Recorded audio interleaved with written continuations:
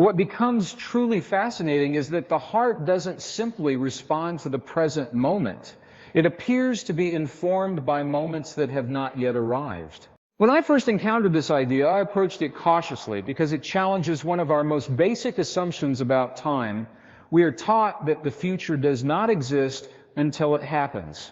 Yet when researchers began measuring the electrical and magnetic signals of the human heart, something unexpected emerged. The heart often reacts seconds before the mind becomes aware of an upcoming event. Not metaphorically, biologically, measurably. What this suggests is not that the heart predicts the future in a mystical sense, but that it accesses information differently than the brain.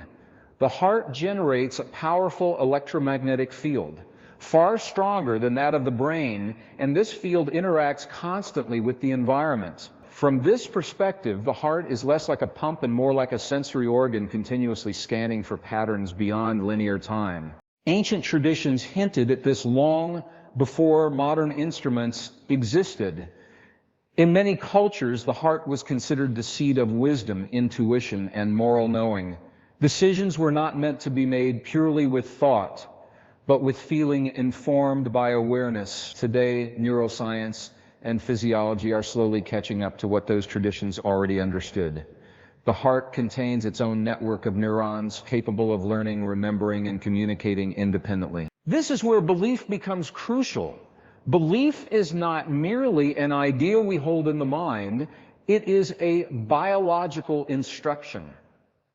When we believe something deeply, the heart responds first. Its rhythm shifts, its signals change, and those signals are sent upward to the brain, influencing perception, decision-making, and even gene expression. In this sense, belief is the bridge between consciousness and biology. Now imagine what happens when the heart detects a future possibility before the mind recognizes it. The body begins to prepare. Chemistry changes, muscles tense or relax. Attention subtly shifts. By the time the event arrives, we feel as though we knew it all along, even though we cannot explain how. We often dismiss this as coincidence or intuition, but it may be the result of a deeply integrated biological intelligence. What's especially important is that the heart does not respond to thoughts alone. It responds to emotion. Emotion is the language the heart understands. When emotion and belief are aligned, the heart enters a state of coherence, a smooth and ordered rhythm that enhances communication throughout the body. In this state, we are not reacting to life, we are participating with it. Ancient manifestation teachings were built around this principle. They did not emphasize forcing outcomes through effort or positive thinking alone. Instead, they focused on embodying the feeling of an outcome as if it were already real. This is not pretending. It is training the heart to recognize a pattern and signal the body accordingly. The future in this framework is not created by willpower, but invited through resonance. Modern experiments support this idea in subtle ways. When individuals cultivate feelings such as gratitude, compassion, or appreciation, the heart's rhythms become coherent. Under these conditions, people demonstrate improved cognitive performance, emotional stability, and even enhanced intuition. The heart, when coherent, appears to access information more efficiently, including information that does not yet belong to the present moment. This reframes how we think about fear and stress. Fear is not just an emotional reaction, it is a disruption of heart coherence. When we anticipate negative futures repeatedly, the heart entrains the body to that expectation. Over time, biology adapts to stress as if it were inevitable. The future we fear becomes familiar, and familiarity often becomes experience. But the same mechanism works in reverse. When we consistently generate coherent emotional states, the heart entrains the body toward balance and resilience. This does not mean avoiding challenges. It means meeting uncertainty from a regulated inner state. From that place, the heart's sensitivity becomes an asset rather than a liability. The most practical implication of this knowledge is how we listen to ourselves. The heart's signals are subtle. They are not loud thoughts or dramatic visions. They often arrive as a quiet sense of ease or unease, expansion or contraction. Learning to distinguish these signals requires slowing down enough to feel them rather than overriding them with constant analysis. In daily life, this might look like pausing before a decision and noticing the body's response. Not asking, "What should I do?" but asking, "What does my heart feel when I imagine this path?" The answer may not come as words, but as a physiological shift. Warmth, tightness, calm, resistance. These sensations are data. Over time, as trust in this internal feedback grows, choices become less forced. Life feels less like a series of reactions and more like a dialogue. The heart offers information, the mind organizes it, consciousness integrates it. This is not anti-intellectual, it is integrative intelligence. When we apply this to manifestation, the process becomes less about wanting and more about becoming. The heart cannot signal a future that feels foreign to our internal state. If we desire peace but live in constant inner conflict, the signal is mixed. The heart detects contradiction. Coherence emerges when our beliefs, emotions, and actions tell the same story. This is why ancient practices emphasize ritual, breath, and embodied emotion. They were technologies of coherence through repetition. They trained the heart to recognize elevated states as normal. Once normalized, those states influence perception, opportunity, and response in ways that appeared almost prophetic. The idea that the heart senses the future challenges us to reconsider responsibility. If our biology is preparing us for what we repeatedly feel and believe, then awareness becomes a form of choice, not control, but alignment. We are not victims of time moving toward us. We are participants shaping how time is experienced within us. As we explore this deeper, a new question naturally arises. If the heart is already responding to possibilities ahead of us, then what determines which possibilities it resonates with in the first place, and how much of that resonance is shaped by the stories we've unconsciously accepted about who we are, and what is possible for us as conscious beings, moving through an unfolding reality where every feeling becomes a signal and every belief quietly informs what the heart prepares us to meet before the mind ever catches up. Because those unconscious stories act like filters, determining which futures feel familiar enough for the heart to recognize in advance. I've come to see that the heart does not respond equally to every possible outcome. It resonates with what aligns with our deepest identity. If we secretly believe struggle is normal, the heart becomes exquisitely sensitive to signs of struggle ahead. If we believe joy is rare or unsafe, the heart may contract even when opportunity approaches. In this way, the future the heart detects is often the future we have rehearsed emotionally, sometimes for years. This is where self-inquiry becomes essential, not surface-level affirmations, but honest reflection. What emotional states feel most familiar in my body? What expectations quietly shape my reactions before I have time to think? The heart learns through repetition. Whatever we feel repeatedly becomes its reference point. And that reference point influences what the heart flags as important information from the field around us. Modern science would describe this as pattern recognition. Ancient wisdom would describe it as alignment. Different languages pointing to the same mechanism. The heart is not pulling a future toward us out of nowhere. It is synchronizing with patterns that match our internal state. Change the internal state and the patterns the heart detects begin to shift. This is why transformation rarely begins with external action alone. Action without internal coherence often leads to exhaustion. The heart sends conflicting signals and the body resists. True change begins when belief softens enough to allow a new emotional baseline. That baseline tells the heart, this is safe now, this is possible now. Only then does the body reorganize itself to support new outcomes. One of the most overlooked aspects of this process is patience. The heart operates outside the urgency of the thinking mind. It senses in rhythms, cycles, and waves.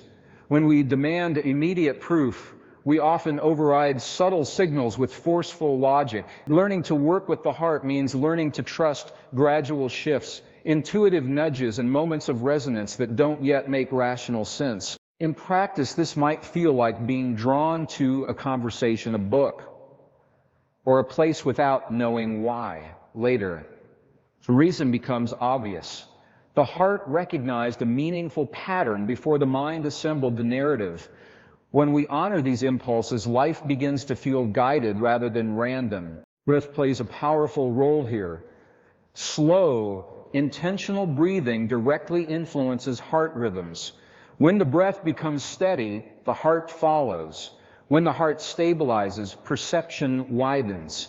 In this state, we are less reactive and more receptive. The future the heart senses is no longer colored primarily by fear, but by clarity. Emotion, however, remains the key. Neutrality does not create coherence. Suppressed emotion creates noise. The heart thrives on genuine, elevated feelings. Gratitude is particularly effective, not because it is polite or moral, but because it signals completion. Gratitude tells the heart that something meaningful has already occurred. That signal reduces resistance and opens perception. This is the essence of the ancient manifestation formula that has survived across cultures. Feel first, then think, then act. Reverse the order and effort increases while results diminish.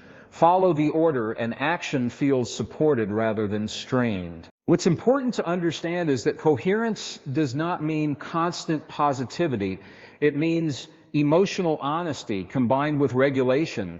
The heart can process sadness, grief, and uncertainty without losing coherence as long as those emotions are acknowledged and integrated rather than resisted. Resistance fragments rhythm. Acceptance restores flow. As this becomes embodied, the relationship with time begins to change. Moments slow down, decisions feel less pressured. Synchronicities increase not because reality becomes magical, but because perception becomes more sensitive. The heart notices connections the mind previously dismissed. This sensitivity also brings responsibility. When the heart is coherent, it amplifies intention. Careless emotional habits become more impactful. This is why ancient teachings emphasized ethical alignment alongside emotional practice. What we cultivate internally does not remain private. It influences interactions, environments, and collective fields. The heart's electromagnetic field extends beyond the body. This is measurable. When two people are close, their heart rhythms can influence one another. In groups, emotional states can synchronize unconsciously. This means the future the heart detects is not only personal, it is relational. Families, communities, even cultures rehearse futures together through shared emotional patterns. Understanding this dissolves the illusion of isolation. Our inner work is not self-indulgent, it is participatory. When one person stabilizes coherence, it subtly invites others to do the same. Calm becomes contagious. Fear can be interrupted. This is not idealism, it is physiology. The challenge, of course, is consistency. Old patterns resurface under stress. The mind wants quick fixes. The heart asks for practice. Simple practices, repeated often, recondition baseline emotion. A few moments of coherent breathing, a deliberate recall of appreciation, a pause before reacting. These small acts accumulate. Over time, the heart begins to anticipate different futures because it has learned a different internal language. Opportunities that once felt invisible stand out. Choices that once felt confusing become obvious. This is often described as following the heart, but that phrase oversimplifies a sophisticated biological intelligence. The heart does not replace reason. It informs it. The mind provides structure and discernment. The heart provides context and meaning. When they operate together, intuition becomes reliable rather than impulsive. This integrated state is what ancient texts pointed to when they spoke of wisdom. Not knowledge alone, but embodied knowing. Knowing that is felt before it is articulated. Knowing that prepares the body before the event arrives. As we move deeper into this understanding, it becomes clear that the future is not a single fixed destination waiting ahead of us. It is a spectrum of possibilities, constantly shifting based on internal and external coherence. The heart, sensitive to this spectrum, responds to what feels most aligned. The question then is no longer whether the heart can detect the future, but which future it is tuning itself to moment by moment through every belief we hold, every emotion we rehearse, and every story we silently repeat about what we expect life to give us. Because in that quiet repetition, the heart is already listening, already responding, already shaping how we step into the next unfolding moment before the mind has time to label it, judge it, or decide whether to trust what is being felt deep within a rhythm that is constantly communicating with something larger than our individual experience and inviting us to become conscious participants in how that conversation continues. Because that larger conversation does not happen in language, it happens in sensation, rhythm, and resonance. When I pay close attention, I notice that the heart's guidance rarely arrives as certainty. So it arrives as a direction of energy, a sense of pull, a quiet alignment. And the mind often struggles with this because the mind wants guarantees, it wants timelines, it wants proof before movement. The heart operates differently. It responds to coherence, not certainty. It responds to familiarity, not logic. This is why many people feel disconnected from their intuition. It isn't that the heart has stopped communicating, it's that we've trained ourselves to ignore signals that don't arrive in familiar mental formats. From an early age, we are rewarded for thinking faster, analyzing deeper, and suppressing feeling when it becomes inconvenient. Over time, the heart's voice becomes subtle simply because it is no longer being acknowledged. Yet under stress, those signals often break through. A sudden feeling of dread before an accident, narrowly avoided, an unexplainable calm during a crisis, a strong urge to change direction that later proves pivotal. These moments remind us that the heart has always been participating, even when we weren't consciously listening. The future the heart detects is not fixed. It is conditional. It responds to probability, not destiny. Every choice, every emotional state slightly alters the field of possibilities. The heart senses shifts in that field and adjusts the body accordingly. This means that intuition is not prophecy. It is feedback. Understanding this removes fear. If intuition were a rigid prediction, it would feel limiting. But as feedback, it becomes empowering. The heart is constantly updating us about alignment. When we feel contraction, it is information. When we feel expansion, it is information. Neither is punishment or reward. Both are guidance. This perspective also changes how we relate to uncertainty. Uncertainty is not the absence of information. It is the presence of too many possibilities.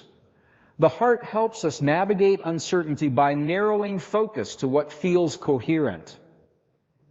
Not what feels easiest, not what feels familiar in a habitual sense, but what feels internally consistent. Consistency is a powerful word here. When beliefs, emotions, and actions are inconsistent, the heart's signals become noisy. The body receives mixed instructions, fatigue increases, decision-making weakens. When consistency grows, energy returns, clarity improves, the future feels less threatening because the internal environment is stable. This stability is cultivated, not forced. It grows through small daily choices, how we speak to ourselves, how we interpret setbacks, how quickly we return to presence after being triggered. Each of these moments trains the heart's baseline rhythm. One of the most profound shifts occurs when we stop asking the heart to confirm what the mind has already decided. Many people consult their feelings only after constructing a plan. When discomfort arises, it is dismissed as fear, but often it is the heart recognizing misalignment. Learning to distinguish fear-based contraction from intuitive resistance takes practice, but the difference is subtle and consistent. Fear is sharp and urgent. It accelerates. Intuitive resistance is calm but firm. It does not argue. It simply does not open. Expansion feels different. It may be accompanied by nervousness, but beneath that is a sense of rightness, a grounded yes. As this sensitivity develops, time perception shifts again. We stop rushing toward outcomes and start responding to timing. The heart seems to know when something is premature and when it is ripe. Acting too early creates strain. Acting too late creates regret. Acting in coherence feels supported, even when the path is challenging. Ancient cultures encoded this understanding in stories and symbols. Cycles of seasons, phases of the moon, rhythms of breath. They understood that life unfolds in patterns, and that wisdom comes from aligning with those patterns rather than resisting them. The heart, as a rhythmic organ, is uniquely suited to sense these cycles. Modern life, however, often pulls us out of rhythm. Artificial schedules, constant stimulation, chronic urgency, these conditions fragment attention and disrupt coherence. Reestablishing rhythm becomes an act of self-respect. Regular sleep, natural light, moments of stillness. These are not luxuries, they are prerequisites for intuitive clarity.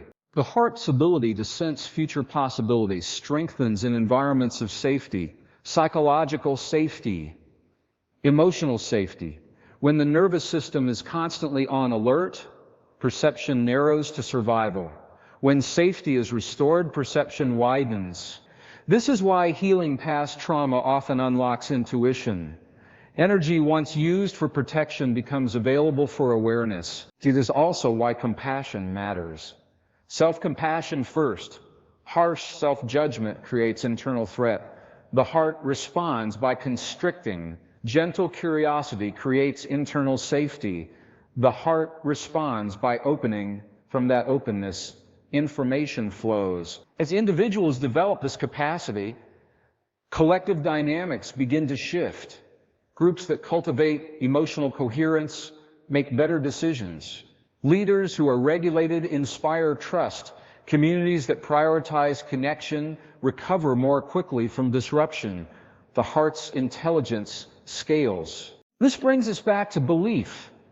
Belief is not what we say we believe. It is what the body expects. Expectations are revealed under pressure. When plans fall apart, when outcomes are uncertain. In those moments, the heart reveals its conditioning. Awareness in those moments is transformative. Rather than judging reactions, we can observe them. This is what my body expects. That observation alone begins to loosen the pattern. New expectations form through new experiences of safety, success, and coherence. Slowly, the future the heart detects becomes less constrained by past conditioning. Manifestation, then, is not about controlling outcomes. It is about expanding the range of futures that feel internally accessible. The more coherent we become, the more possibilities the heart can resonate with. Choice increases. This understanding also reframes responsibility. We are not responsible for every event, but we are responsible for how we condition our internal environment. That environment influences which signals stand out, which opportunities feel visible, and which paths feel viable. When people say they feel called to something, this may be the heart recognizing a future self that feels coherent. The body responds to that recognition with energy. Motivation follows. Persistence becomes natural. The path still requires effort, but the effort feels meaningful. As this becomes clearer, the question shifts again. If the heart is continually responding to future possibilities shaped by belief, emotion, and coherence, then how early does this process begin? And how deeply are our earliest experiences encoded into the rhythms that now guide our intuition? Quietly influencing which futures feel safe enough to approach and which ones remain invisible, waiting beyond the edges of our awareness, until the moment we learn to listen closely enough to recognize the subtle signal of expansion that has been present all along, pulsing beneath the noise of conditioned thought, inviting us to reconsider not just what we expect from life, but what life has already been preparing us to become, as each heartbeat carries information forward into moments that have not yet fully arrived. Because those earliest encodings often form before language, before conscious memory, and yet they remain active, shaping how the heart evaluates safety and possibility. Long before we can articulate beliefs, the body is learning. It learns through tone of voice, facial expression, touch, and emotional atmosphere. The heart, developing early in the womb, is already responding to rhythms and stress patterns in the environment. This means our first lessons about the future are not taught through words, but through feeling. The heart learns what to expect before the mind knows how to ask questions. If early environments were unpredictable, the heart may learn to anticipate disruption. If they were nurturing, it may learn to expect support. These are not conscious conclusions, they are physiological tendencies. And because the heart detects patterns ahead of conscious awareness, these early tendencies can quietly shape adult intuition, sometimes being mistaken for fate. This is why intuition can feel unreliable for some people. What they are sensing may be accurate, but filtered through old emotional conditioning, the heart is responding honestly to what it has learned to expect. Healing, then, is not about silencing intuition, but refining it, updating the heart's reference points so it can respond to present reality rather than past memory. This process begins with awareness of sensation. Not analysis, but noticing. When a strong intuitive response arises, we can pause and ask, is this signal rooted in present information or past expectation? The body often answers quickly. Signals rooted in the present feel clean and calm. Signals rooted in the past feel charged, urgent, or repetitive. As we make this distinction over time, intuition becomes clearer. The heart learns that it is safe to update its predictions. New experiences of stability rewrite old patterns. The future the heart detects begins to shift, not because we force it, but because the internal environment has changed. One of the most powerful tools in this updating process is choice under calm conditions. When we make new choices while regulated, the heart encodes those choices as successful navigation. This builds trust internally. The body learns, I can move toward the unknown without harm. Each such experience expands the range of futures the heart can sense without triggering contraction. This is why growth often feels uncomfortable, but not overwhelming. Healthy expansion carries nervousness without panic. The heart recognizes novelty, but not threat. Learning to tolerate this edge is essential. It is the boundary between old identity and emerging possibility. In many ancient teachings, this boundary was symbolized as a threshold, a doorway, a crossing. The heart was considered the guardian of that threshold, not to block progress, but to ensure readiness. When the heart signals hesitation, it may not be saying no, it may be saying not yet. Timing matters. Modern culture often dismisses timing as superstition, but biology tells a different story. Systems function optimally when actions align with readiness. Seeds planted too early do not grow. The heart senses readiness through coherence. When coherence is present, energy flows. When it is absent, effort increases. This brings us back to the idea of detecting the future. The heart is not scanning a distant horizon, it is sensing proximity. How close is a possibility to integration? How aligned is it with current capacity? These questions are answered through feeling, not thought. But as we learn to respect this intelligence, we become less attached to forcing outcomes. We stop interpreting delays as failures. Instead, we become curious about what is being prepared internally. Often what feels like waiting is actually integration happening beneath awareness. This reframes patience as active rather than passive. We are not waiting for the future to arrive. We are allowing ourselves to become compatible with it. The heart monitors this compatibility continuously. When alignment reaches a threshold, movement feels natural. In this state, manifestation looks effortless from the outside, but it is the result of sustained internal coherence. Effort has been replaced by readiness. Desire has been replaced by embodiment. The heart recognizes the future because it already feels like home. This does not mean life becomes predictable. Uncertainty remains, but uncertainty loses its charge. The unknown becomes a space of curiosity rather than fear. The heart can sense opportunity without needing control. As more people develop this relationship with their internal signals, cultural narratives begin to shift. Success is no longer defined solely by speed or accumulation. Fulfillment becomes linked to alignment. Wisdom becomes practical again. Education, in this sense, expands beyond information. It includes emotional literacy, sensory awareness, rhythmic regulation. These skills were once transmitted through ritual and mentorship. Today they are being rediscovered through science and personal experience. The heart sits at the intersection of these worlds, ancient and modern, physical and subtle, personal and collective.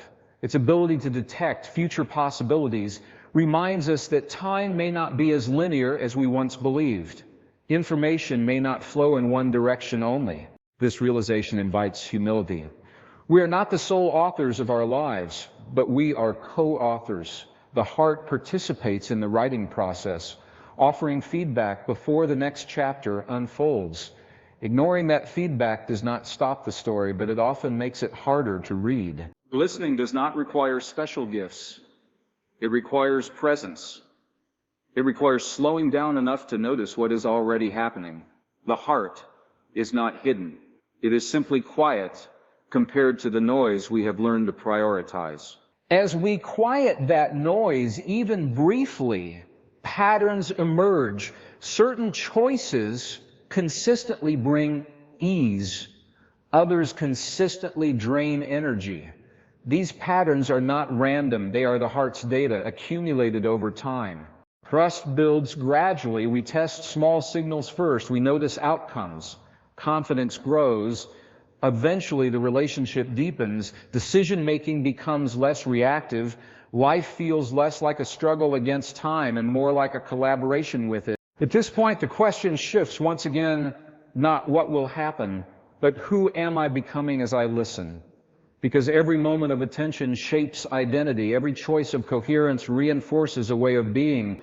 The future the heart detects is inseparable from the self that is forming right now. And as that self continues to evolve, the heart's sensitivity evolves with it, detecting possibilities that were once imperceptible, responding to signals that once felt irrelevant, guiding awareness toward paths that align not with who we were conditioned to be, but with who we are actively remembering ourselves to be as consciousness embodied in a living system that is constantly communicating with time and potential in ways the mind is only beginning to understand, as each beat quietly carries us forward into moments that are already responding to the signals we are sending now, even as we are still learning how to listen deeply enough to recognize what the heart has been saying all along. And recognizing that what the heart has been saying was never meant to be dramatic, only true. Truth at the level of the heart is simple.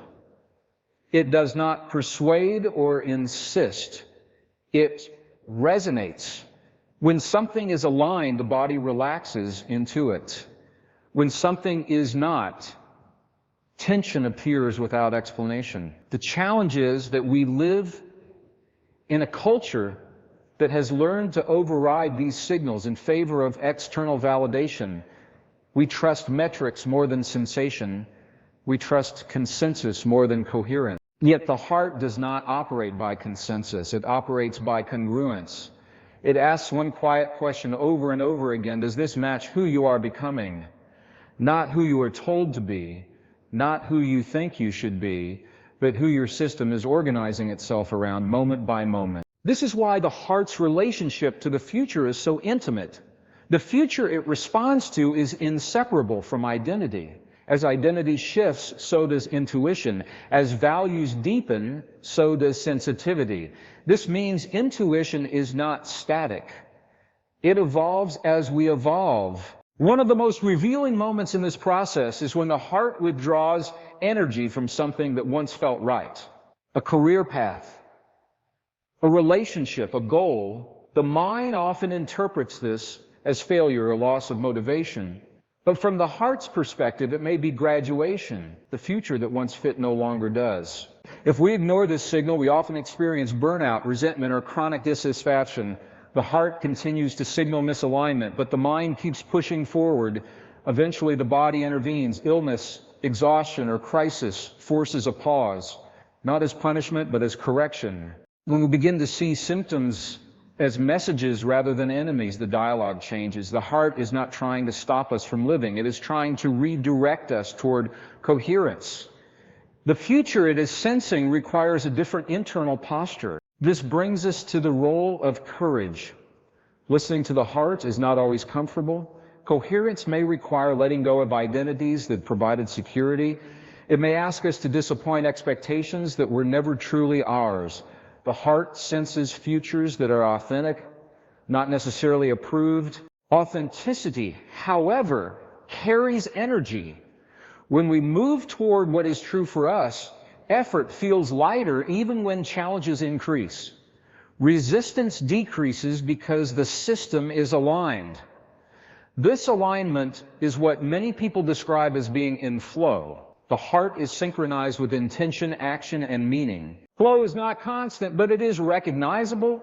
Time feels different. Distractions fade.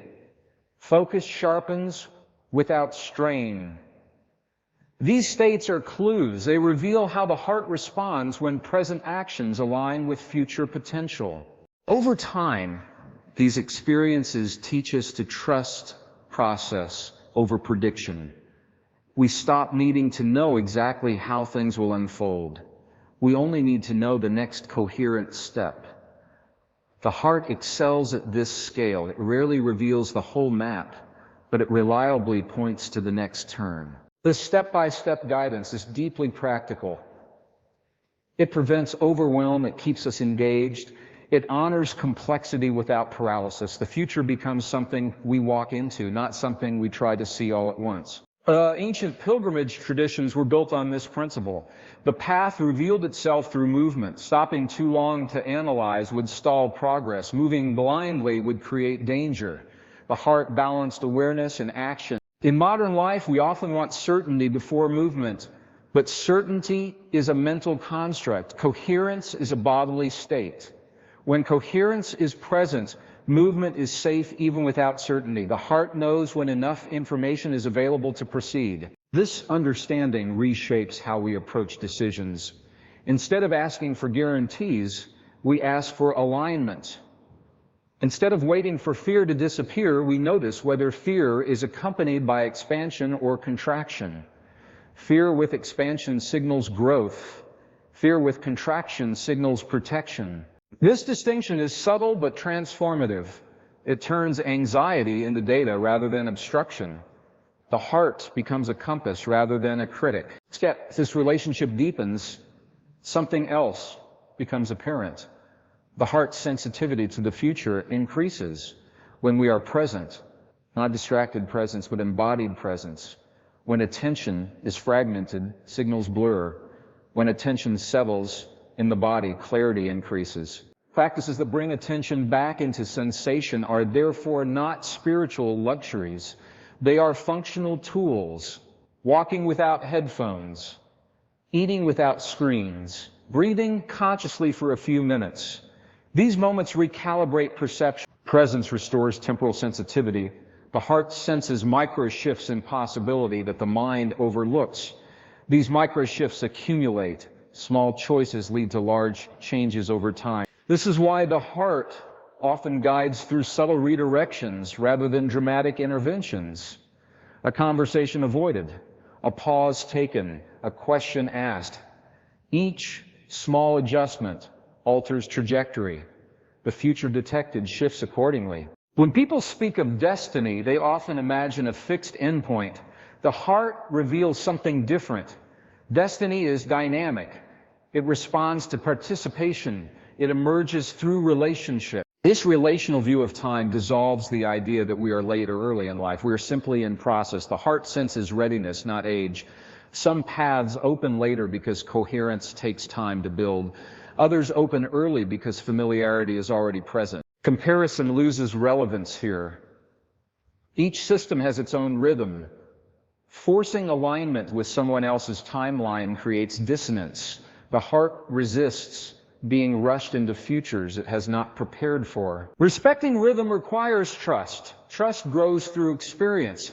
Each time we listen and see that we are supported, confidence increases. Each time we ignore and struggle, awareness sharpens. Even missteps become teachers. Eventually, a quiet stability emerges, not certainty about outcomes, but confidence in navigation. We may not know it is coming, but we know how to listen. We know how to adjust. We know how to return to coherence. From this place, the future feels less like an unknown threat and more like an unfolding conversation. The heart speaks. We respond. Reality responds back. Meaning emerges through interaction. And as this dialogue continues, we begin to notice that the heart's awareness of the future is not separate from its awareness of the present. Both arise from the same sensitivity. By listening more deeply now, we are already influencing what comes next. Because attention itself is a form of participation, and participation shapes probability in ways that are subtle yet profound, especially when we realize that every moment of coherence sends a signal forward into time, and every moment of dissonance does the same, and the heart, faithful and consistent, continues to register those signals, preparing us for what aligns with the frequency we are embodying, even as the mind is still catching up to the realization that the future is not something we eventually arrive at, but something that is already responding to who we are choosing to be right now in this breath, in this sensation, in this quiet inner state where the next possibility is already forming just beyond the edge of conscious thought, waiting for recognition.